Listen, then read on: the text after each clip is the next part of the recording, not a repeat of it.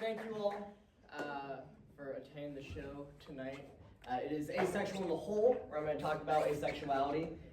So someone had to come to this show because I'm not going to.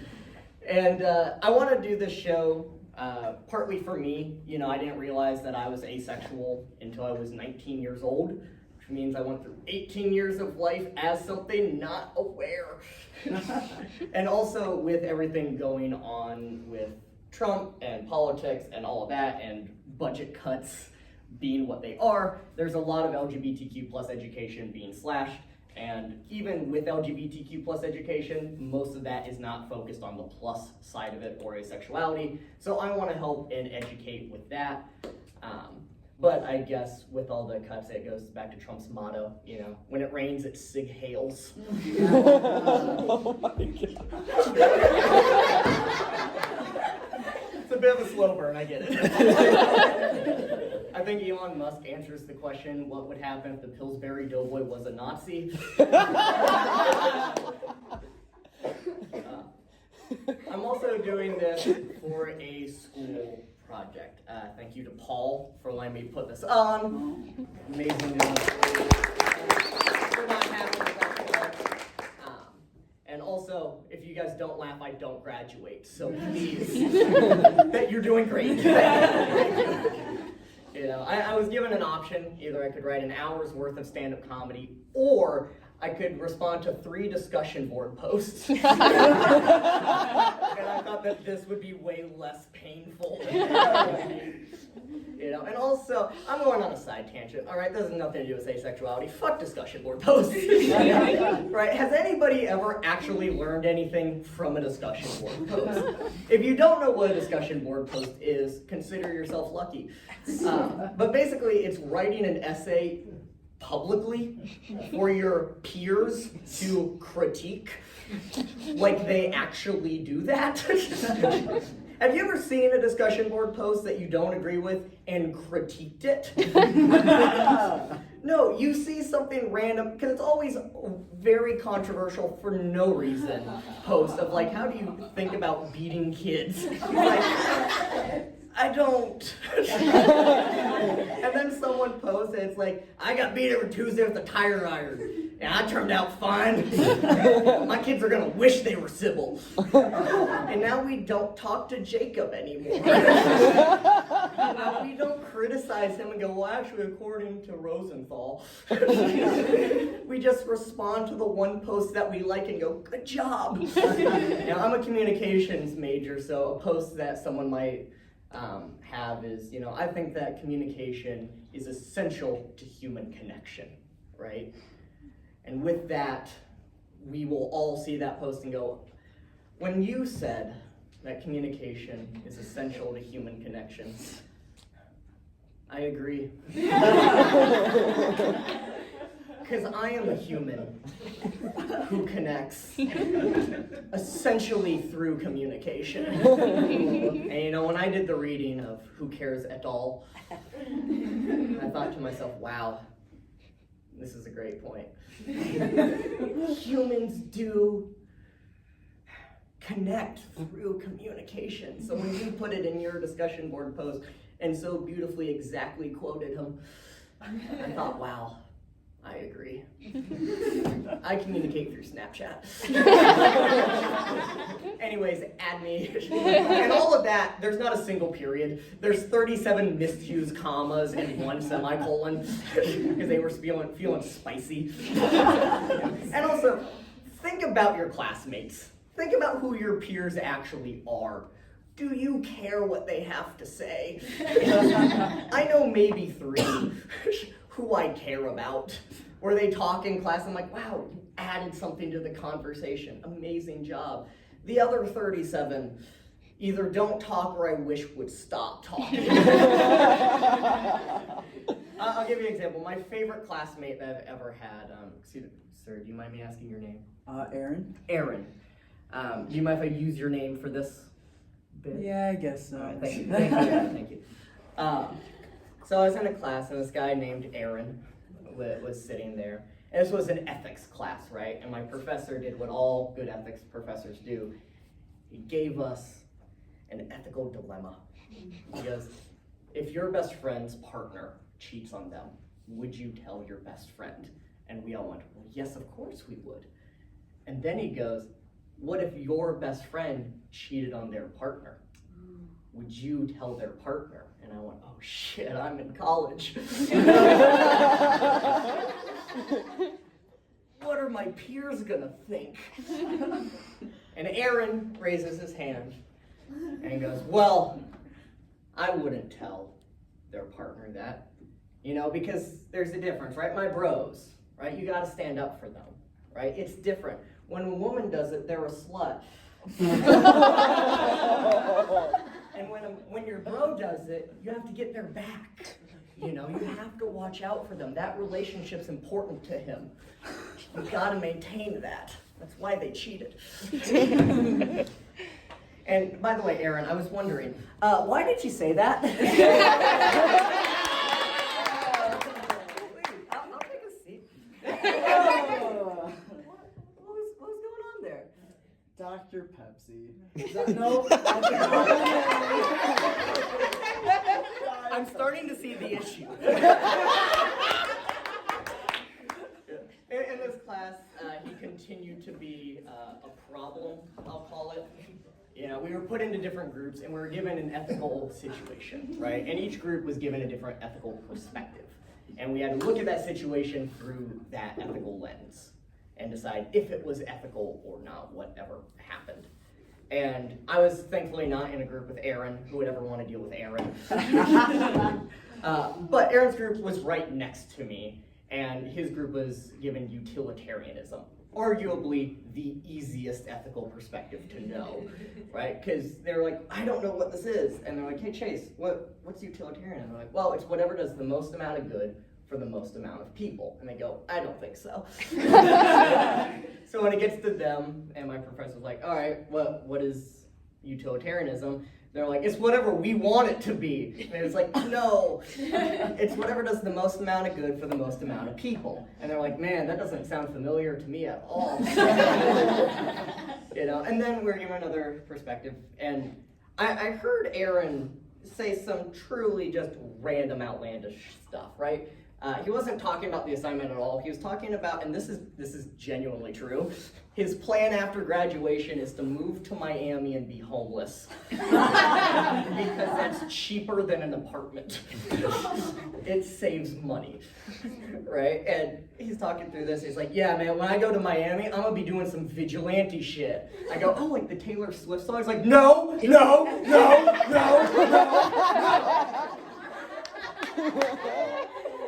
Not like that at all. But like parasailing. Which that's vigilante shit. Either you don't know what vigilante is or you don't know what parasailing is. And then the girl next to him goes, Aaron, I want you to shut up and never speak again. And then she noticed that we had heard that. I was like, I'm sorry, that sounded really mean. I go, no, don't. What you just did was the most amount of good.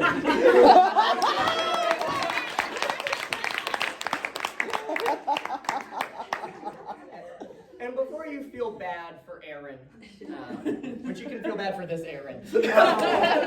But that Aaron, not that anybody here does after everything I've said, but let me give you a little bit more perspective into things I heard him say, right? So there's one day that I was leaving class, and he was walking behind me, and I just hear from behind me, I just hear him go, man, I only love two things.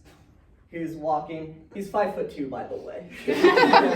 Just so you can picture this. I know this guy. I had a friend who was 5'3", and he was smaller than her. He's like, man, I only love two things in this world. Drinking beer and listening to country music while I do it. And I hate bitches. That is a direct quote. There was no segue. I was as thrown off as you all are. And I start staring at the ground to hear better. What is he gonna say next? I gotta know. And he goes, well, I love them and I hate them. I love them because they're fun. But I hate them because I have to listen to them talk about morality. Which, what dates is he going on? How many of you on a first date get the morality lecture? What did you say that was so bad that your date has to go, now hang on. There's this ethical perspective called utilitarian.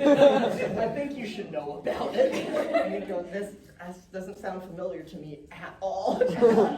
You know, and then he continues to talk, it gets worse.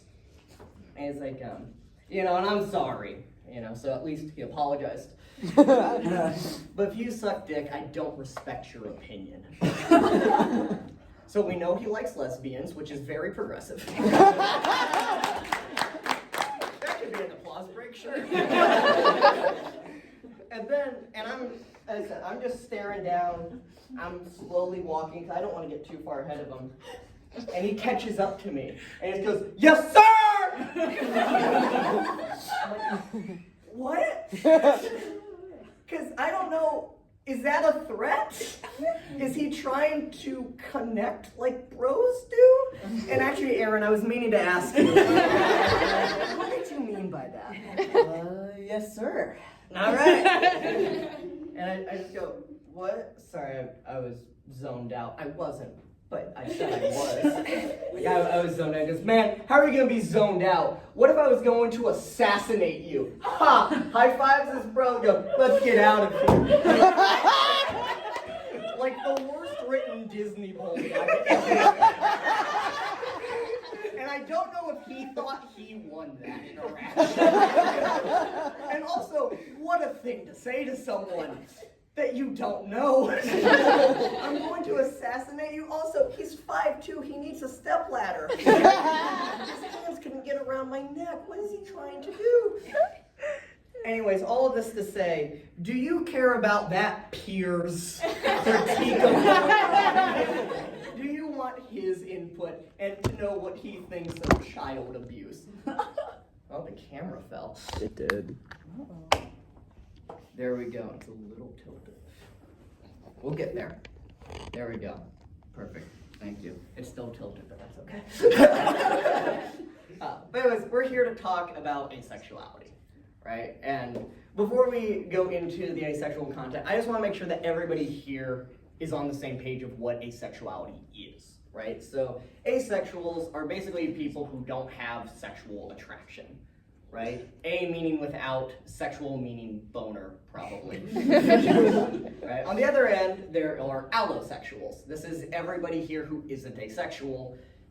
They're just people who have sexual attraction, or as I call them, those with sin. You know? And also, asexual is a horrible name for what it is. Right? Because whenever you have to tell people that you don't like sex, you have to say that you're asexual. People are like, oh man, you must be really kinky. It's like exact opposite.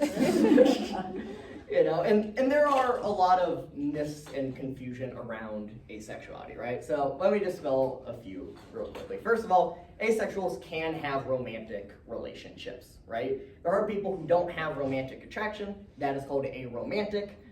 That is different from asexual. People who are aromantic can't have sexual attraction, and people who are asexual can't have romantic attraction. Or there are people who are both and don't have any sexual attraction or romantic attraction, and I'm jealous. You know how hard it is to not want anything and still want stuff? It's awful. You know, and asexual is shortened to ace.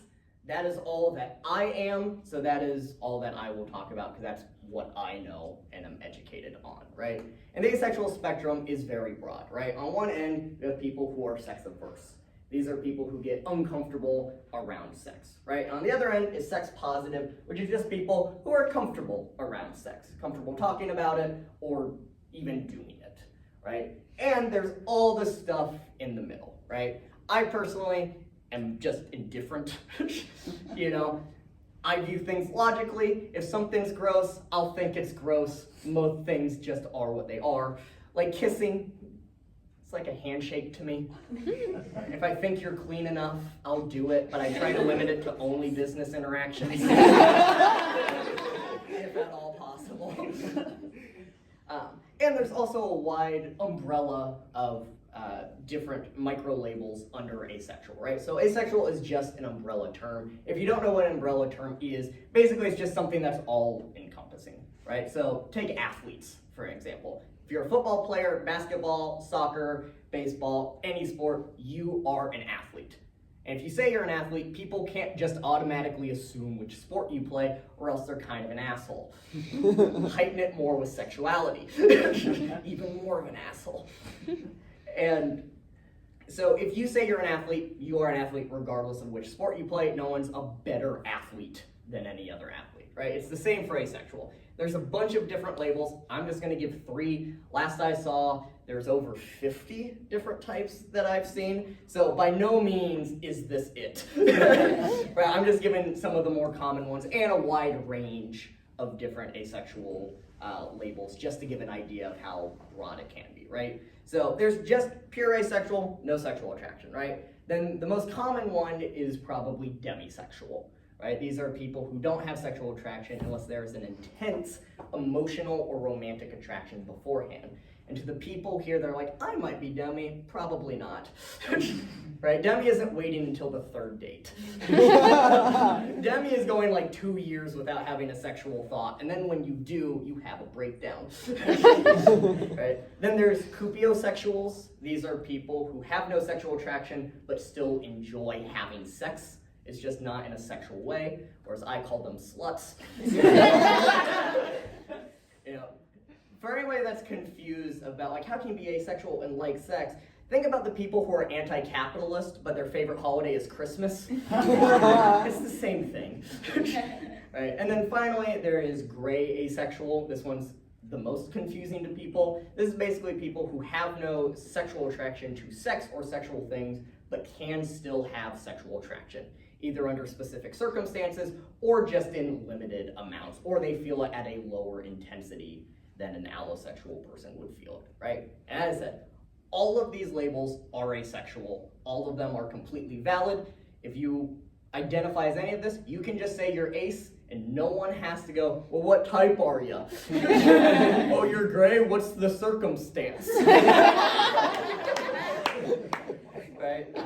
So now that we're all on the same page, I have some asexual one-liners written. I have a scroll. Asexuals make for bad pirates because we're afraid of semen. We don't look for booty, and we don't treasure chests. Succubi view asexuals the way that women view asexuals. Safe.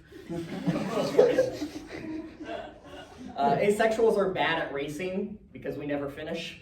But we are great at blackjack because we can never bust. Asexuals make for great orgy referees.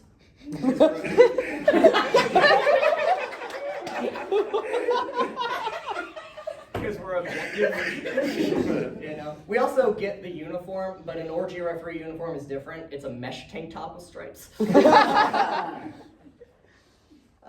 You know, I wish that the people that would say, like, I'm okay with gay people, just as long as it's not directed at me, I wish they'd say the exact same thing about asexuals. I think that would be hilarious. No, I'm okay with asexuality, just don't do it to me.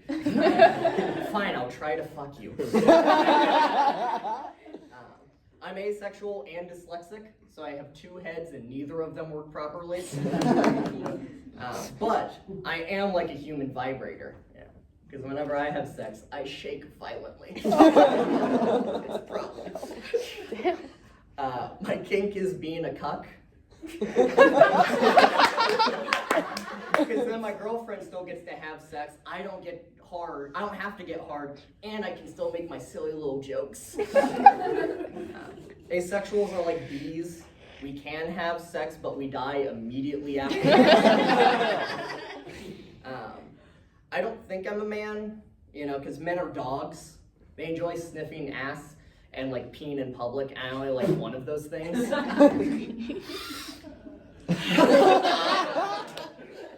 Asexuals are like desks. You know, we belong in sexless offices. And also, people have sex on desks, but they didn't ask for that. I also have some sex jokes that I've written because I want to see asexuals in allo spaces. So, sex with me is like bad news. I'd rather take it sitting down. Sex with me is like pigs. I'll enjoy it when they start flying. Sex with me is like putting together IKEA furniture. I'm doing what you told me to. Why isn't it working? Sex with me is like an idiom. I don't understand idioms. Sex with me is like a buttress. I said buttress. Sorry. Sex with me is like a buttress. I need support. Sex with me is like Kent State. Whenever I think about Todd, it's over in a flash. Sex with me is also like the Kent State football team. A win seems hopeless. Sex with me is like a window. It's a pain. Sex with me is like an argument. It's a horrible situation that I wish never started. And like arguments, you know, I wish I could be like most men and just explode and have it be over with. Instead, I just sit there and take it. Sex with me is like a trust fall. I wouldn't do it with anyone in this room. Sex with me is like an invitation to a friend's baptism. I'm never gonna come and stop bringing God into this. Sex with me is like transitioning between routines. I'm really bad at it. So I was at the dentist. And, you know, I noticed something about dentists, right? They're not really in the medical field, which, I mean, I think we all know that, but we need, like, health insurance to go there and stuff. But they're not in medical spaces. It's in a weird, like, corporate office space that they turned rustic. You know? My waiting room for the dentist area, or for my dentist area, is just created by a live, laugh, love mom. And I say that because it was on the rug that they put next to the bench that had storage. They had Guy Fieri playing and then an espresso machine under it that had the pods but no cups. And that wasn't the weirdest thing missing, because my dentist office doesn't have doors. It has walls. It has cutouts for where a door should be, but there are no physical doors. So when you're in the waiting room, you can hear the torture of teeth that's going on and the weird small talk that the dentist is having with the other patients. The last time that I went, I heard a guy go, and then the dentist go, "Sorry, it's my first day." That was said by a dentist I've had for 9 years. Right? And then when you go in, it's the weirdest game of Simon Says, right? Open your mouth. All right, don't swallow. All right, move your tongue to the side. All right.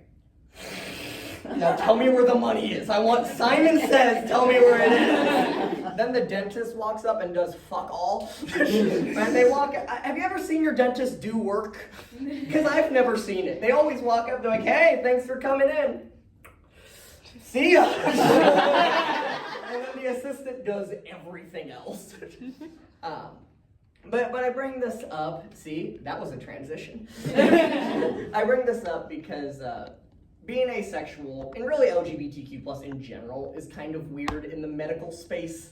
You know, because doctors only get 3 hours of training in all of med school in the first year about LGBTQ+ issues, right? And that's the newer doctors, let alone someone that's like 55, who's like, "What's a queer?"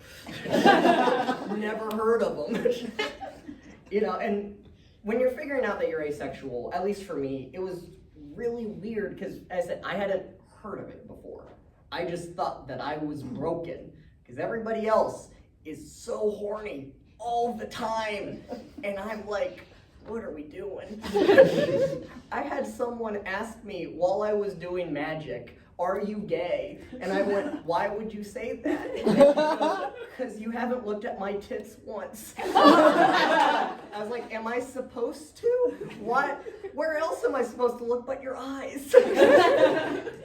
And you feel really broken. And for me, I went to my friends, right? And my friends would say stuff like, when you find the right person, it'll work. I'm like, well, Carl says so. He watches porn, he would know. And so I go to the doctor, I end up getting my blood work done just to make sure that I truly just don't like it, that there's not an actual issue physically wrong with me. Shocker, there wasn't. There never is. But I go into the urologist, and if anyone's worse than a dentist, it's a urologist, right? And I walk in, instantly, the average age of the waiting room is lowered by 3 centuries, right? It's just a bunch of old white men who haven't socialized in 10 years. And they're just waiting to get their little quips in, and the nurse is so used to this. She walks in with just the face of depression, opens the door, and instantly, ooh, pick me, I want to go next. She's like, well, Dan Smith, please go. I was like, I'm the lucky winner, yeah. And wanting to fit in, I go, man, have you guys been waiting here since you were my age? And it killed. Literally, half of them died. Just like a Thanos snap, they're just falling over. So now I'm next to a dead body and a guy that smells like stale cottage cheese and is feeling chatty. And it's like, you know who I am? No, I don't. I'm the man that almost killed Tupac. Like, almost. He's in the Bahamas. I'm like, that's been debunked. And he goes, anyways, enjoy your dick while you're young. And I'm like, that's the problem, actually. I don't like sex, and because I don't like it, I can't get hard. And he goes, well, when you find the right person, it'll work. I'm like, thanks, I've heard that before. Then finally I get called into the urologist's office. And my urologist had a very unfortunate name for a urologist. It's Dr. Cock and Ball Torture. You guys laugh, but they're a very influential family in the community. They donated to a local high school who has a stadium named after them. So every week, high schoolers play in Cock and Ball Torture at Memorial Stadium. His grandfather was a great man. So I walk in, he's in leather, he goes, whip it out. I say, that's the problem. I think I'm asexual. And he goes, asexuality is not real. I'm like, can I get a second opinion? He goes, here's a second opinion. When you find the right person, it'll work. And I go, how about therapy? And he goes, oh, that's a good idea. But I'm joking, but that's actually what happened when I went to the urologist. My medical advice was find the right person, and it will work. Which I don't know if anyone here is ace, but that's not the right thing to say at all. And he would know that if he listened to his 3 hours of training at med school. But it is really hard to deal with that, because I don't know. I'm going to you, the expert, and paying you a lot of money to tell me what's wrong, and you give me the same advice of Carl. And that's kind of a lot of what figuring out asexuality is. It sucks. And then once you do know, you have the problem, or maybe not problem, but the issue of who do I tell that I'm asexual? And asexuality, coming out as asexual, is a very unique experience, right? Because you're like, oh, all of my other friends who are gay and trans have such issues with this, but also, what parent doesn't want their kid to be asexual? Especially in high school, who goes up to mom, dad, I know I'm 16, I don't want to have sex. And every mom is going to look at their son and be like, no, I want you to objectify women. I want you to weirdly flirt with their mom for some reason. This is so bad. And what dad looks at their daughter and goes, oh, I wanted you to get around. This is the worst news I've ever heard. And my parents they were very supportive. They helped pay throughout the urologist stuff. Shout out to my mom. But then I also had the issue of do I tell my grandparents who don't understand what asexuality is at all? And I decided to tell my grandpa and not my grandma. The reason I didn't tell my grandma is not because she's bigoted in any way. It would just confuse her. I'll give you an example of one time I visited, and she always asks, every time I visit, are you dating anybody? And for the last 2 years, it has been a resounding no. And for the last 23 years, it has mostly been a resounding no. But one fateful day, 2 years ago, I was like, yes, Grandma, I am dating someone. And now I was dating a girl whose name is Chastity. Don't get ahead of me. And her nickname, and this is real, was Chase. So my grandma asks, are you dating anyone? I go, yes, I am. And my grandma's first question was, is she blonde? Because grandma's got priorities. And I'm like, no. And she goes, okay. Is she tall? Because grandma's got priorities. And I'm like, no. She goes, okay. And also, she answered okay in the way that made it seem like she didn't care what the answer was, which I don't know why she asked the question. But then she finally goes, what's her name? I go, well, Grandma, her name is Chastity. And my grandma goes, you know, the other day I was at the grocery store. I saw a little girl over by the snacks, and her mom goes, Chastity, come here. And I thought to myself, that's the dumbest name I've ever heard. My grandpa goes, Judy! I go, well, Grandma, don't worry. You don't have to call her Chastity. She does have a nickname. Instead of that, you can call her Chase. And my grandma just goes, point blank, I'm not doing that. That night, it's about 2 a.m., and I hear a scream from my mom. I open the door and I go out, and my grandma had woken her up, right? And my grandma was wearing a sleep apnea mask. So my mom, in the middle of the night, wakes up to Bane. And I'm like, what, is everything okay? And my grandma turns around and I start screaming. And then my grandma goes, how's Charlie doing? And I go, who the fuck is Charlie? Like, your girlfriend. I'm like, Grandma, you can't call her that. You have to go with Chastity or Chase. And my grandma, with all the sincerity in the world, just goes, with her blessing. So now at 2 a.m. I have to call my girlfriend and go, hey, my grandma hates your name. Can she call you this? So I'm not telling my grandma that I'm asexual if a name is too difficult for her. So I told my grandpa is a psychology professor, or used to be, right? He was a psychologist for about 50 years. He's incredibly smart. He doesn't understand sex, though. So I have become his Google for anything LGBTQ+, or for some reason, anything sexual at all. Because apparently the asexual knows all of that stuff.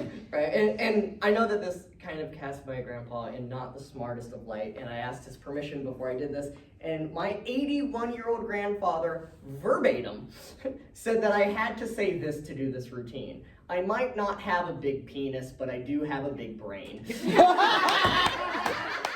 I want you all to know that he self-proclaimed doesn't have a big penis, which I never mention in the set. But he has a big brain, and that makes up for it. And one Thanksgiving, on the day of Thanksgiving, my grandpa goes, Chase, I have a question about kinks for you. I'm like, this is going to be great. He goes, now, I can understand some of them, right? Because as we all know, all sex has to be loving. Like, that's not true, but continue. It's like, I can understand how some could be loving in some way, but how is peeing on someone loving? And now I have to defend piss kinks. And then explain to my grandpa that there's something called the Rule of 34, which if you don't know, means that if you can think it, there's porn for it.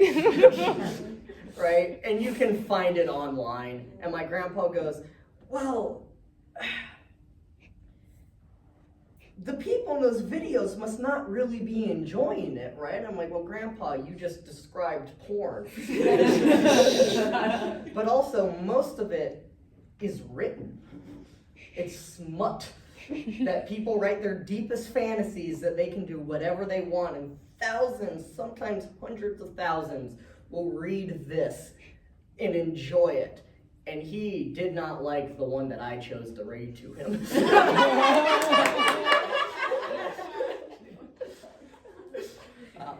But, it is weird having those conversations with your grandparents. And another part of why I told my grandpa, not my grandma, is because I knew my grandma would ask the question of, or are you going to give me some grandbabies, my great-grandbabies? And honestly, I don't know the answer, right? I think that a lot of people who are asexual, especially men who, to make a baby, you gotta be able to orgasm, right? Have this issue where I genuinely don't know if I can have biological kids, right? I don't know if I can be able to get hard and then come from sex, right? That's a hard reality, and how do I explain that to someone who's confused by the name chastity? But I could always adopt, and I'm very open to adopting. I probably will end up adopting, and if I do, I might end up going with, a teenager, because the foster care system sucks in America, and those kids get overlooked and really need help as well. But I also say that because I work with children, and they are vicious. Right, I work at an American Ninja Warrior gym, so for anyone here that doesn't know, I used to do American Ninja Warrior professionally for 10 years, and now I yell at 5-year-olds to pay attention. Oh, how I fall. And, the kids make fun of me at every twist and turn that they can. You see the hair. I'm a target. A glowing beacon for be brutally honest without me asking you to be. This is real. On Wednesday, 2 days ago, my class went, "Why would you go back to pink?" You know what you should do? And then each one gave a different idea of what to do. My favorite of which is, do rainbow so we can tell you which ones look good and which look bad. I had one kid who comes in, and she's a member, right? Her family comes in like 5 times a week. And the first time that I dyed my hair, she came in and went,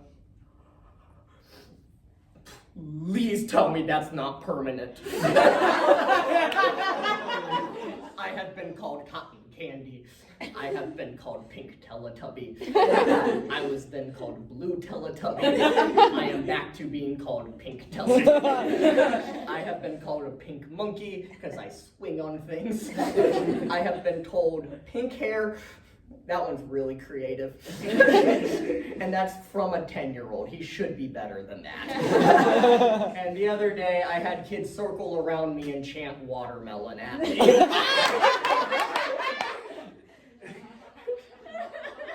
And they're not just mean about the hair, they're mean about everything else too. The same girl that was like, "Please tell me that's not permanent." There was one time she was swinging on an obstacle and I was coaching her through it. And she looked at me and just goes, "How old are you?" I said, "I'm 23. And she dropped off the obstacle laughing. And I went, "Why is that funny?" And she said, "'Cause you're that old and that small." And me, not putting down the shovel, said, "Well, I'm done growing." And she goes, "So you're gonna be 40 and the height of a middle schooler?" Like, first of all, your dad's 6'7". You don't know what a middle schooler looks like. And also, yes. Her little brother is by far the meanest of all of them, though. I'll protect his name. We'll call him Satan. And Satan is 6. Right? And he went up to my coworker one time and goes, "Why do you have freckles on your face?" And she goes, "Well, Satan, I was born with them." And he goes, "Is that why you also have acne?" And punches her in the stomach and runs away. I'm more so mad I didn't think of it myself first, but I will be using it in the future. There's another time where him and his best friend, right? So there's two families that come in, and they have a daughter who's the same age as Satan. We'll call her Lilith. They were on the foam pit, and Satan grabs a foam block, gets down on one knee, and goes, "Will you marry me?" And she said, "I will never love you." And runs away. Cut forward to about 2 months and they're dating. And Satan breaks up with her. I know, the tragedy. And Lilith runs up to her dad and goes, "Satan broke up with me." And he goes, "You were dating? Since when?" And she goes, 7. He's like, "No more boyfriends. You're too young for that." She's like, "Okay." A week later, they are back in school now. It's the end of summer.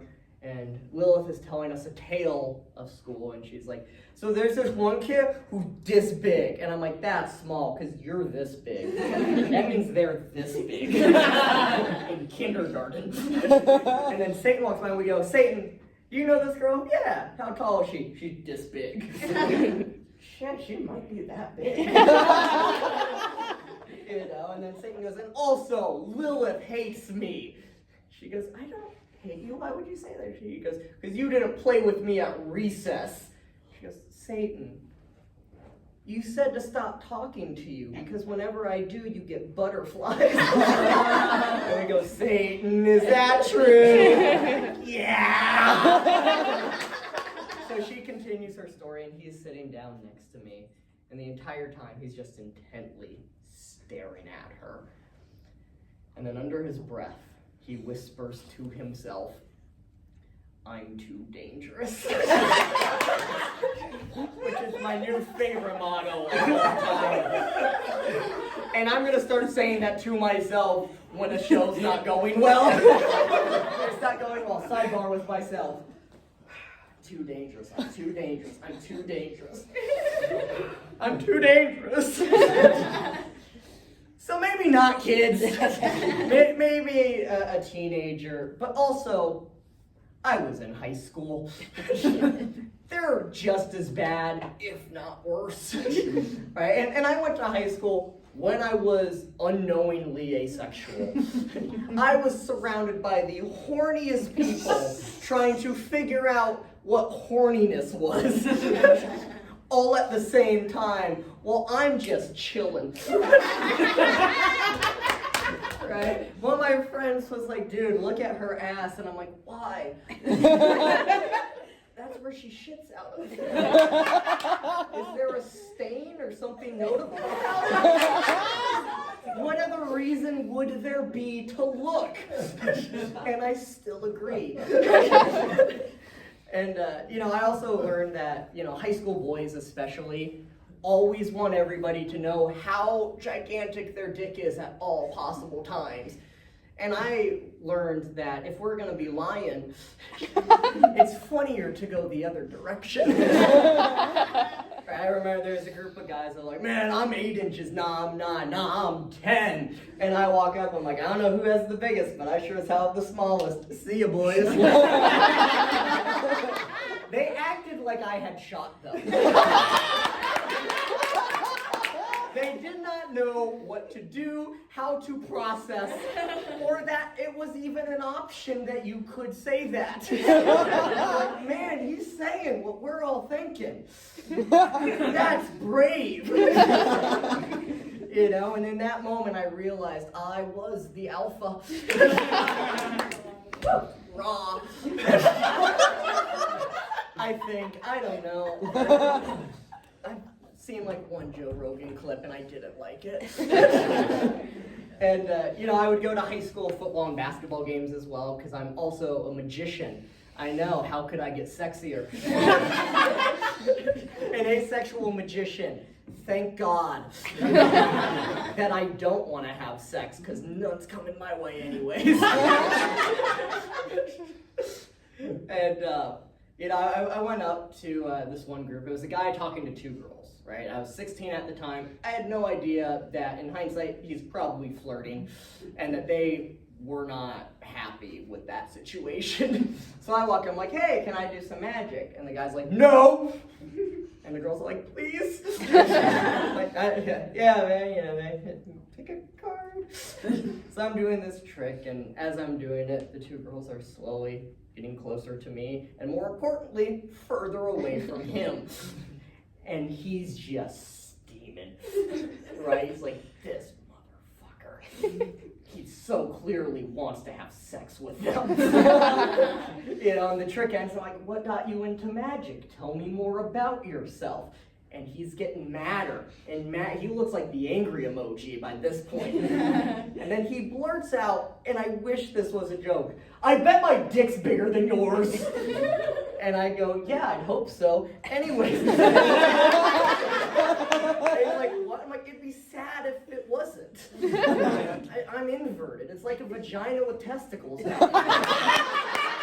It's just one gigantic gaping hole, because that's what vaginas look like, as we all know. He couldn't refute that. And he was just like, and walks away. And I, the alpha, triumph. And like every good alpha, I went, that was weird, see ya. And left as well. Know what the hell flirting was at that point, nor did I want to do it.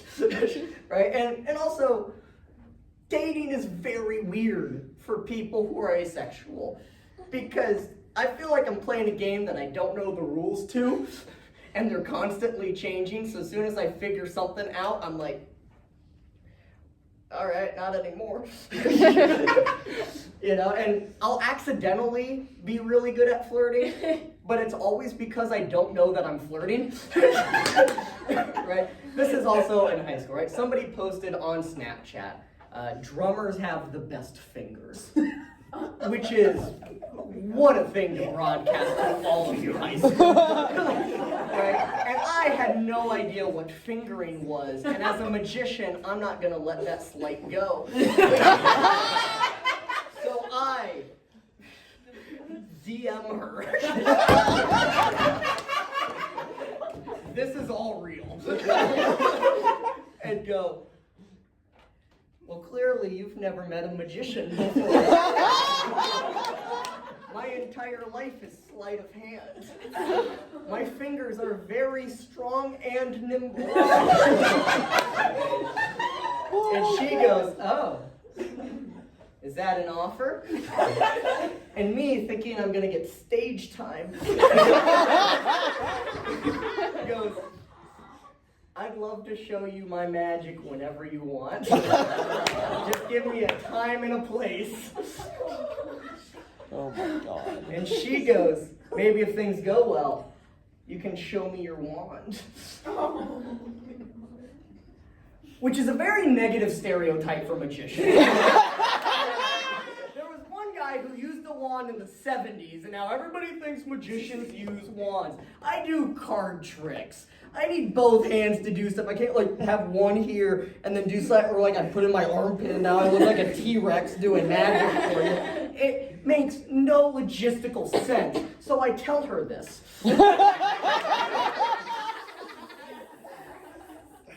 And she goes, what are you talking about?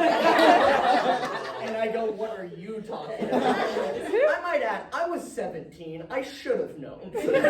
And she goes, I want you to finger me. And I go, ew, gross. And that was it.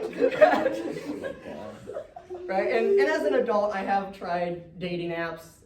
They don't really work for me. I got banned from Tinder for my bio. All right, I'll tell you. So my bio, I was 18 when I wrote this. So I was a genius then. It goes, I know I look like I'm 12, but I swear I'm over 18. Unless you're Catholic. In which case I can be 12 if you want me to. I got 30 matches in an hour and then I didn't have Tinder.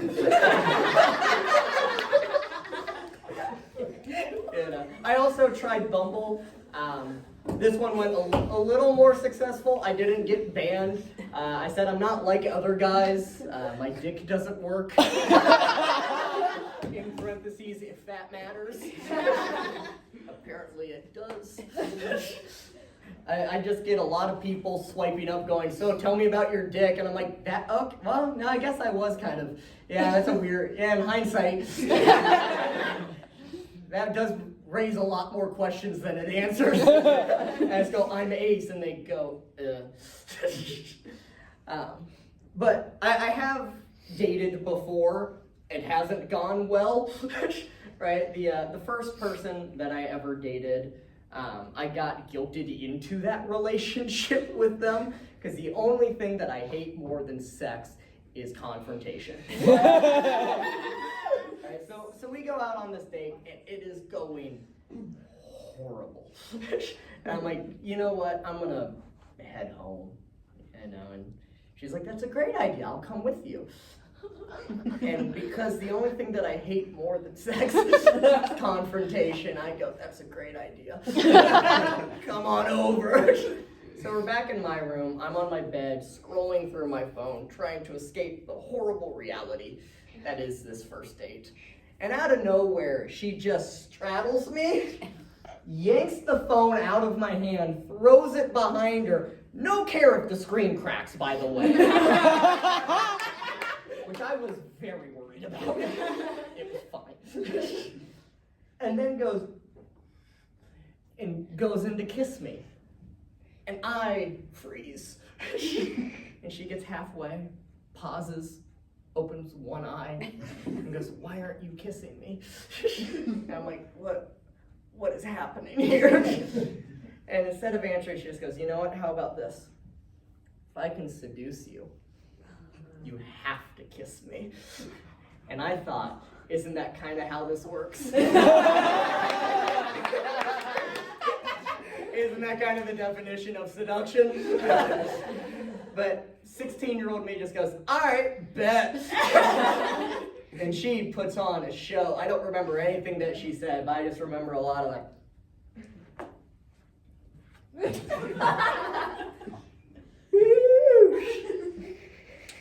I'm sorry if I made you feel uncomfortable. Imagine how I felt. And she finishes this bad dance and then goes right back into kiss, and same thing, pauses, opens an eye, and it's like, what? Why are you kissing me? I'm like, because you didn't seduce me. And she goes, ah, and then kisses me. And that was my first ever kiss. Yeah. I like to limit it to business. And it gets worse because I went on a second date. Because the only thing that I hate more than sex is confrontation. And I call my best friend, right? And I'm like, man, you have got to get me out of this date. And he's like, don't worry, man. I'll come with you. And if anything goes wrong, I got a plan. I'm like, all right, I trust you. And so we go out to dinner, beautiful 5-star restaurant, have a gourmet meal. And as we leave Wendy's, we do the car split, you know, where you go onto the different sides of the car. And my friend goes on one side, and me and my girlfriend go to the other side. And then she grabs my shoulders, pulls me in, and starts forcefully making out with me. To which my best friend sees this and enacts his plan. He walks up behind me, grabs my shoulders, spins me out of this kiss, puts one hand on my lower back, puts one hand on the back of my head,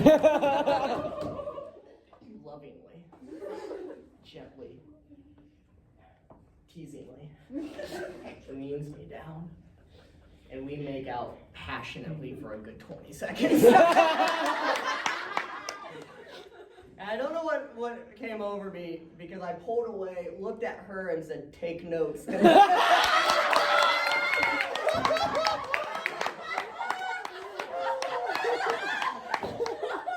That is also very real. I go right back to kissing my homie.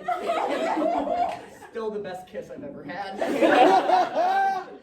You know, and sadly, that relationship did not work out. I know. It wasn't true love after all. That wasn't the right person. But I do also want to talk about sex, and I want to take a moment to say, for anybody who is sex averse here, I will talk graphically about my sex life. So if anybody wants to leave the room for your own, I love you, Audrey, for your own safety, you can. Or if you're like, I don't want to hear this person's sex stories, you can also leave. I won't be offended. It will be a lot, and I'm warning you now. Anyways, now that the nerd's gone. My friend left, but my mother and 2 professors stayed. Just gonna point that out. That's more a joke for myself. But there are a lot of people who are asexual who are also virgins, right? And there's a lot of people who, when they hear that, they will go, well, if you haven't had sex before, how do you know that you're asexual, right? And I think a perfectly appropriate response to that is to look at them and go, how do you know you're not a pedophile? How do you know that you don't like... Am I wrong? You just fucking know. Right? You don't have to trust out every kink to know that maybe, just maybe, the sound of getting peed on isn't attractive to you. Right? Maybe inherently you can tell for yourself if you're ace or not, and people should trust you. You know? But thankfully, ladies and gentlemen, I have done the research. Not only do I not like getting pissed on, nor am I a pedophile.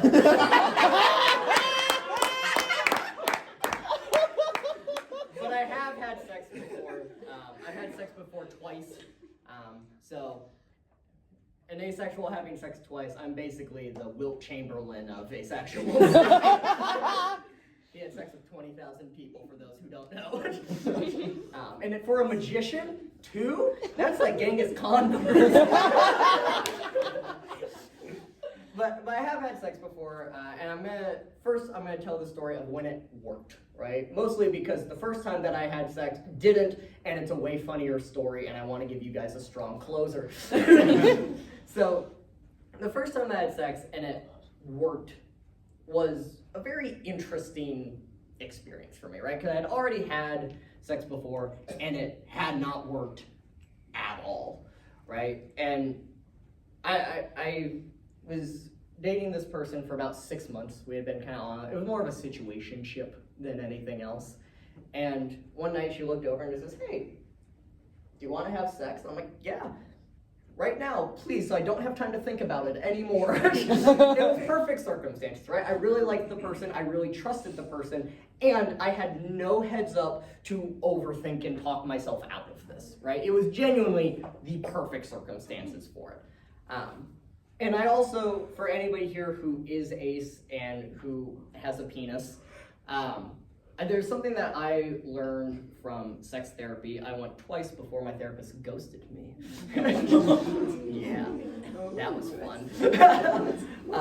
But it is possible to have sex off of an emotional attraction, right? And so I was very emotionally attracted to this person, and I was able to get hard for it, and I was able to have sex, and that was an amazing moment. I didn't know if that was possible, but I was able to kind of prove to myself that it was possible, you know? So she gets on top of me, and yes, I am a bottom, and a pillow princess.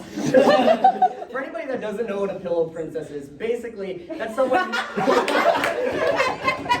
Yes, I'm defining it. This is academic. Thank you, Paul. But a pillow princess is basically someone that does jack shit during sex. They lay there like a sexy cadaver. That's socially acceptable. Oh, that's where the line was? Out of everything I said, that was where I crossed it. Okay. And you know, the reason why I do that is because it wasn't my idea. I don't want to be there. Change me. Let's see how well you can do, you know? It was your idea. I'll agree, but I'm not putting in the hard work. Yeah, and I'm a bottom for the same reason. And also, admittedly, there's no easy way to tell a group of people this. I can't find the hole.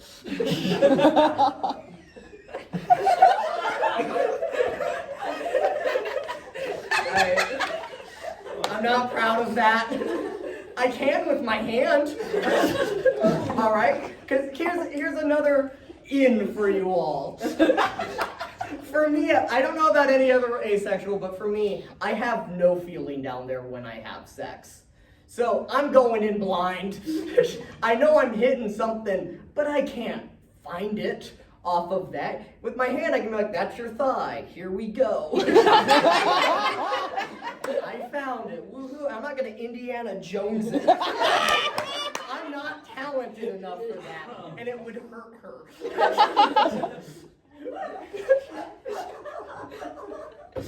Thank you.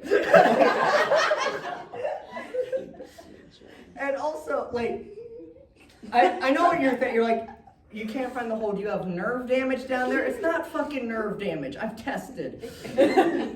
All right, I'll tell you. Okay, it wasn't really tested. It was more so the first time that I had sex, right? It was a long distance relationship. It was during COVID, so she had to go home to Florida. That was red flag number 1. She's from Jacksonville, the Florida of Florida. Red flag number 72. And she flew up for a week. We got an Airbnb, and there's just one bed. It was a Wattpad wet dream. I love the scattered laughter on that one. The 3 people who understand that reference. And the best part is that wasn't even my joke. Someone who reads Wattpad would say that.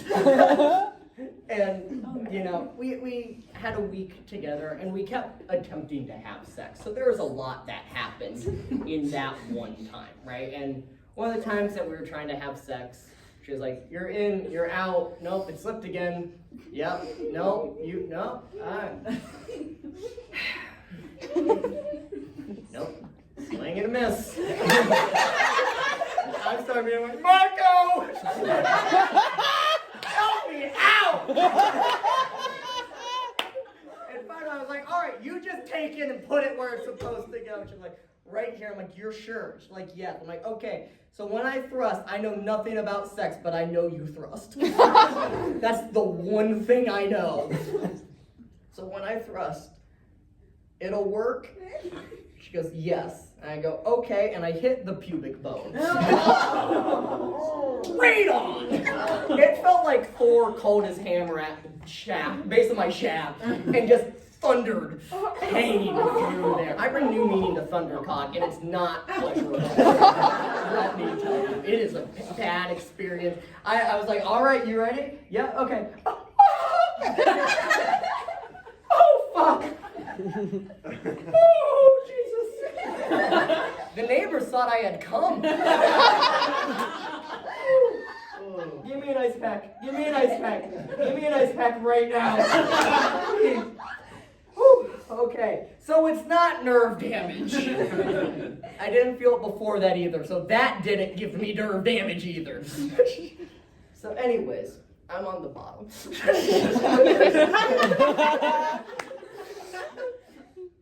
And I was able to do it. I was able to have sex, you know, and it was a weird, really interesting experience for me in that moment, right? Because my internal monologue was going something like, oh my God, like, I did it. You know, I might be able to have kids. If I can do this, might be able to do one more step through the process. And oh my God, that's a really weird face. Her eyes are closed. Should my eyes be closed? I'm doing that? Is this acting, or is she? How can this be? Nope, I'm loving it. Sex is weird. No, I'm not feeling a thing from. No, I'm definitely ace. And if this is all I have to do to make them happy, I guess this is a worthy compromise. Oh, you're done? So.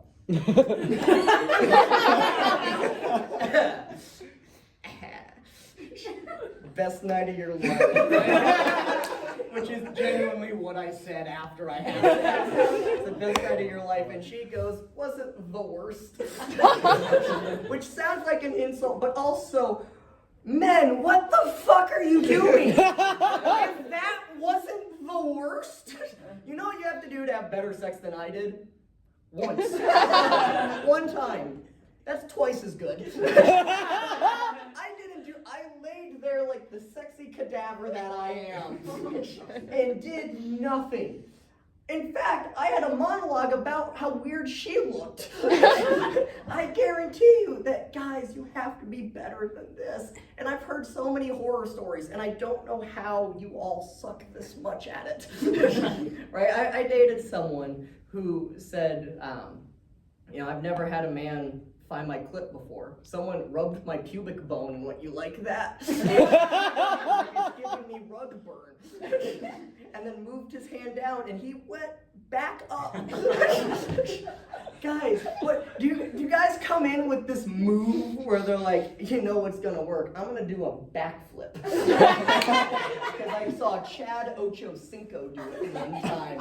The straight men in here know what I'm talking about. And this is directed to them.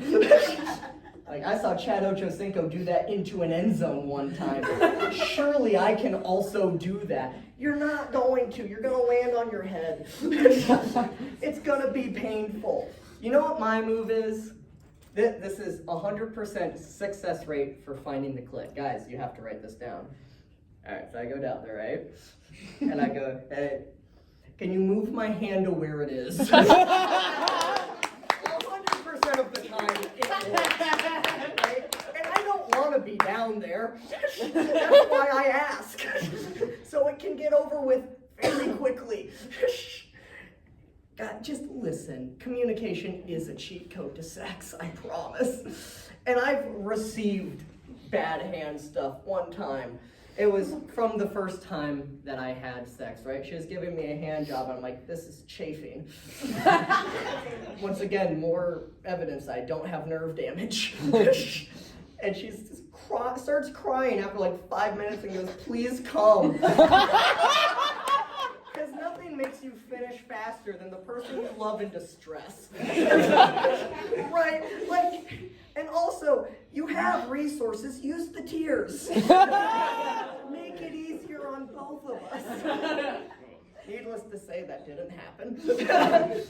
And, she was also the first person that I ever had sex with. And she was who I found out that I was asexual from. Through trial and error, not her fault. And, we tried to have sex multiple times over this weekend and nothing was working. We tried different techniques, different stuff. I don't know lingo, clearly. But we tried different stuff and nothing worked, right? And on like the fifth night, she's like, let's try again. I'm like, fine, fuck it, sure.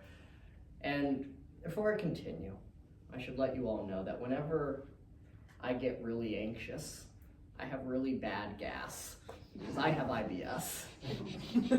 Don't get ahead of me. And we start making out, and my stomach's going, oh. We're naked. Oh. I'm laying down, she gets on top. We've established I'm a bottom. And my stomach goes, I have to shit now. She goes, why are you making a weird face? I have to shit now. So I sprint to the bathroom. The second cheek hits porcelain, just explosive diarrhea and I shit you not, literally 20 minutes straight. And in between bouts of my bowels blowing up, which is a bar, I can hear her crying on the other side of the wall. It really helped the mood. Right? And so I get up and I walk out, and she goes, you know what, I think you should go home. I'm like, I agree. So I go home, I get home, it's about 5 a.m., right? My dogs wake up, they're like, oh my god, my human's home. It ends up waking up my dad, who then goes upstairs and he's like, he should be spending the night. Like, this is probably not good that he's home right now. He opens the door and I'm just sobbing, right? I was figuring out that I was asexual. Like, that was the first time where I was like, I think I'm ace. I don't think there's something wrong with me. I did research over this week. I think that this is what I am, right? And my dad's like, hey, what's going on? And I come out to him. I told him basically that I'm asexual. You know, I don't like sex, so I can't get hard for it. And this is the first person that I'm telling this to. And my dad takes a second and he's like, you know what? You know, in his internal monologue, he's probably going like, you know, this is a really touching moment. You know, my son is in distress. He looks up to me. I'm his dad. Whatever I say next will probably be remembered forever. And said on stage in front of all of my son's friends and strangers. He takes a deep breath and he looks at me and he goes, have you ever tried oral? Which also is the worst possible thing to say to an asexual. Guy said, I view this logically. I don't have the horny filter, right? I view oral the way that most people view eating ass. Why would I lick where you shit out of? It's the same in the front. Why would I take where I pee out of, put it into someone else's mouth, and then success is where a different liquid comes out? And if they spit it out, they're the fucking quitter? And likewise, I'm already a picky eater. I already don't like lunch meat. Let alone lunch meat that's been marinated in a weird viscous mystery. Anyways, guys, that is my time.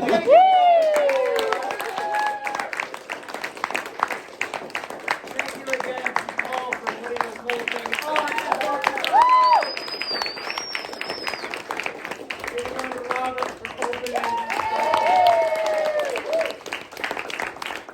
Also, if you want to see more of me, shameless plug, I have a YouTube channel called Almost Lemonade where I do 5 different improv podcasts. I post 2 a week. Some people in this room have been on said podcast. It's very funny. You guys should go check it out. It's on YouTube and Instagram. Yeah, that's all I have. Thank you all for coming.